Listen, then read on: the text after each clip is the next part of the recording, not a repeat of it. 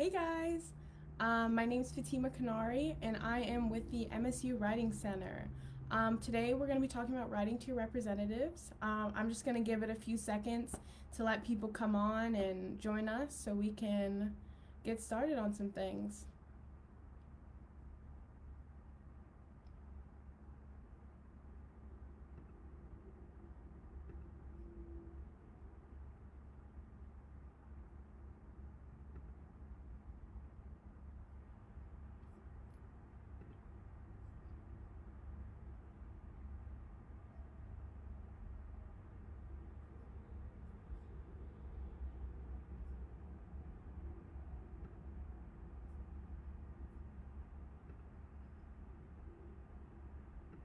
Okay, I think that's enough time. So, hey guys, like I said before, my name's Fatima. I am with the MSU Writing Center. Sorry if I'm looking everywhere. I'm not for sure if I should look at myself. I'm gonna look at the camera. All right, so let's get started. Like I said, my name's Fatima. I've been with the MSU Writing Center for about 4 months now. The East Lansing Public Library and the MSU Writing Center came together and we created the Community Writing Center. Nick was actually here 2 weeks ago where he told you all about the CWC, which is the Community Writing Center. I will be referring to the Community Writing Center as the CWC. And how we are adapting it to be safe and a helpful resource during this pandemic and crazy times. Jennifer was here last week where she covered some tips and tricks on resumes and cover letters. I'm going to be here talking about how to write to your representative. With that being said, I'm just going to give you a quick little blurb on what the Community Writing Center is and kind of what we offer, especially in this time right now.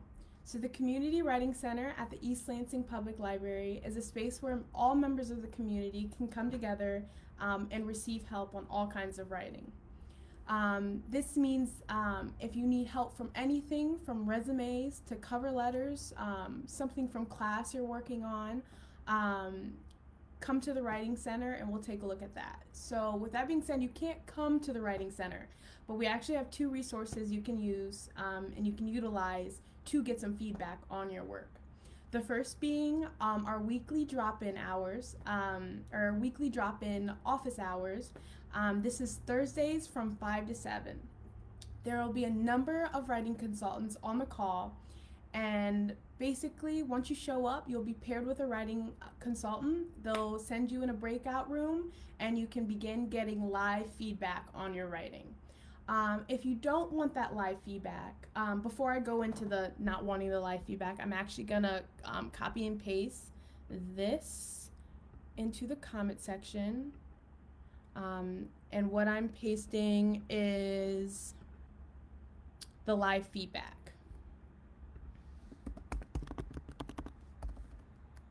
Live feedback.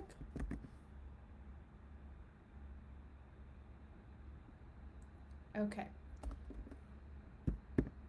So you'll see that in the comments, live feedback. So like I said, I explained that just now.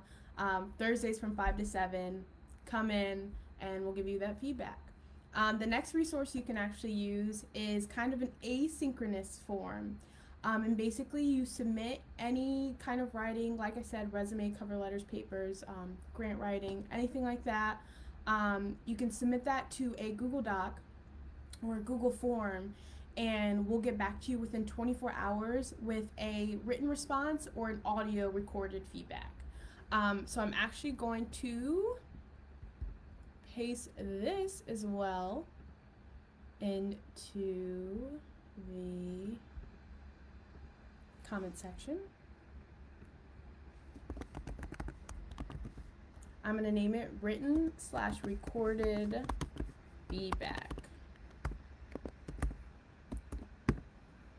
And if there's any parents watching or anything like that, if your kids need help on anything at all, especially with school starting up, creative writing, anything like that, they can go ahead and submit that to us as well, and we'll help them navigate that.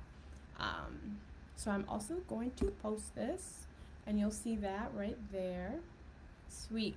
Also, anytime you can go ahead and email us at elcommunitywritingcenter@gmail.com. No uppercases, no space. That's elcommunitywritingcenter@gmail.com.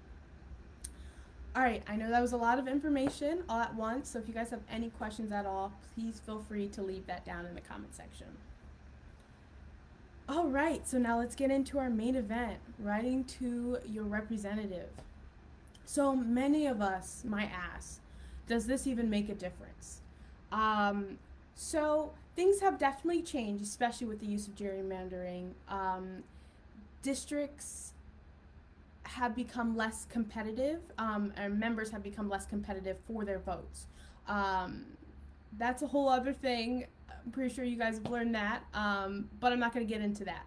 However, with that being said, many members of Congress do pay attention to their constituents, and the write-ins and the call-ins, in a lot of cases, actually may be used to influence legislation. However, the trick is to have a lot of people writing and calling in. So if you have a community center or a group or a club, or you guys are passionate about something specific, a bill, or you guys are advocating for something, I'd recommend kind of sending letters in groups. Although you're one letter by yourself, I think will make a difference, and I think it's beneficial. I would really recommend getting together with a group of people and you guys all writing this letter together. So with that being said, the average member of Congress is representing about 700,000 people. And for senators, it's about several million. A common rule of thumb is for every letter or call received, that represents about 50 people. So if 3 of you guys were to, send in your letters advocating for a specific thing, that would represent 150 people who aren't necessarily voicing their opinion about this specific thing for whatever reason. So like I said, if a handful of you write in to express your opinion, that can represent hundreds of people. With that being said, let's write to our representative.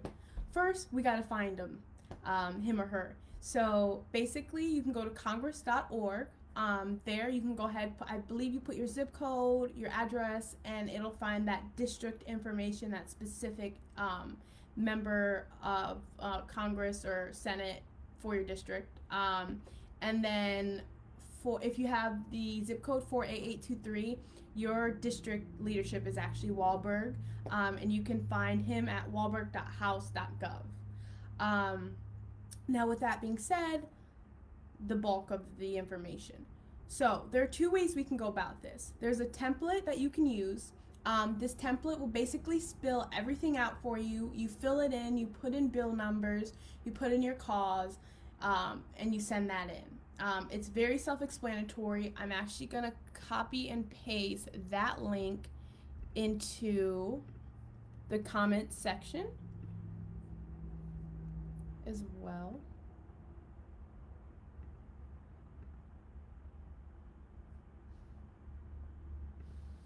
I'm going to name it Writing to Your Rep Template. All right. And you'll find that, like I said, in the comment section. With that being said, let me give you some pointers and stop saying with that being said. So, number 1, keep it brief. Letters should never be longer than 1 page. Legislative aides read many letters and on many issues a day. So your letter should be as concise as possible. I would talk about one cause, one letter. If you have 3 causes you're really passionate about and you really want to get across, I would personally write 3 separate letters. Just because having those 3 in there could, take away from, what you're trying to say in each of those causes. So I would give each of them their own moment if you have a few different causes. For the second thing is to state who you are and what you want up front. In the first paragraph, tell your legislators that you are a constituent and that you identify the issue about which you are writing. If you're letter pertains to a specific piece of legislation, it helps to identify the bill. So if you do or you are writing about a specific piece of legislation, I recommend adding the bill number. If you have the name of that bill, it'll be easy to see that bill number, and you would type that in H.R if it's House of Representatives bill number, or S. bill number. And also, if you are writing your personal template or your personal without using the template, I would kind of reference the template if you've never written to your representatives before, just so you can see that kind of format. Then the third tip, hit your 3 most important points. Choose 3 of your strongest points that will be the most effective in persuading your legislators to support your position, and then flesh them out. So 3, you have 1 cause, 3 important points on that 1 cause. So that's what I'd recommend. Then this to me is the most important, is to personalize your letter. Tell your elected official why this legislation matters in your community or in your state. If you have one, include a personal story that shows how this issue affects you and your family. So for example, say that there was a factory right across the street from my building, and there's so much pollution. My 1 major point would be the environment. I'm writing because right now this factory is polluting the environment. My 3 points and how that relates to me and my family is: 1, maybe I have asthma, so this is affecting my asthma. 2, this is affecting my plants. And 3, this is affecting the environment. So come up with 3 specific points that goes to what you're advocating for. Once you've done that, personalize your relationship. So this means personalizing your relationship to that legislator. So whether you have voted for this elected official, whether you have contributed time or money to this elected official, are you familiar with them through personal or business relationship? If so, tell your elected officials or his staff person tell them. The closer your legislator feels to you, the more powerful your argument is likely to be. So make sure, even if you are, every time you see the elected official and you're sharing them on your Facebook, make sure you let them know that you're an advocate not only for what you're advocating for, but you're an advocate for them. So make sure you keep those connections. Make it personal. And last but not least, you are the expert. I didn't say that wrong. You are the expert. Remember that your legislator's job is to represent you. You should be courteous and to the point, but don't be afraid to take a firm position. Remember that often your elected official may not know more about a given issue than you do. Like I said, remember that often your elected officials may know more about a given issue than you do. I'm going to repeat this other thing one more time. Your legislator's job is to represent you. So if there's any problems you have, write to your representatives. And with that being said, those are my main tips to writing to your representatives. I believe, like I said in the beginning, all of these videos are accessible. So go ahead, rewind, go back, check out Nick's video from 2 weeks ago, check out Jen's video from a week ago. And if these are resources you can use, go for it. So just to wrap everything up, if anyone has any questions, please leave a comment. I don't see any comments, so I think we're good here. There's only 2 people watching right now, so hopefully some people watch this back, and we'll get some of these helpful tips, especially if they're trying to actually write to their representative. With people who are not trying to write to their representative, like I said, the Community Writing Center is here for you. Tomorrow at 5 to 7, there will be a drop-in Zoom hours where you can work with a consultant. I pasted that link in the comment section. It's the first one about how to sign up for that. The second one is the written or recorded feedback. It's always available by submitting your work through the Google form. That's the second thing I posted in the comments. And like I said, you can always email us at elcommunitywritingcenter@gmail.com. Visit us the same place, same time next week here.